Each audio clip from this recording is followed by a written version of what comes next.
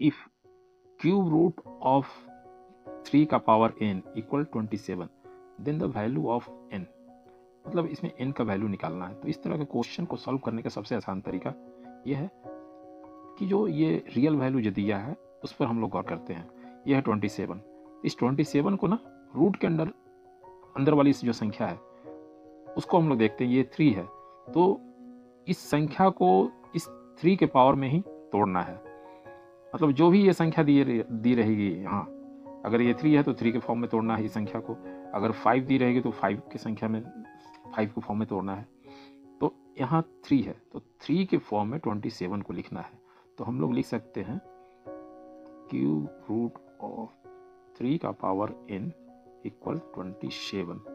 यदि ऐसा है तो हम लोग इस क्यूब रूट को ना हम लोग 3 का पावर 1/3 लिखते हैं इक्वल 27। 27 को 3 के फॉर्म में हम लोग लिख सकते हैं 3 का पावर 3 यानी 27 होता है। अब हमें n का वैल्यू निकालना है तो इस पावर वाली संख्या को हटाते हैं।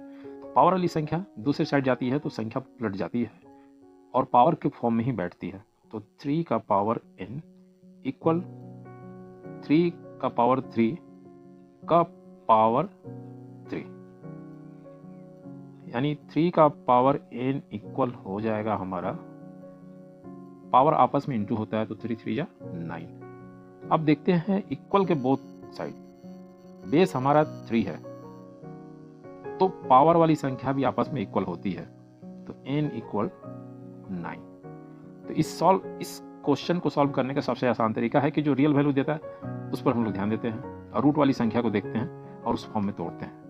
तो इस प्रश्न के अनुसार हमारा सही ऑप्शन ए होगा।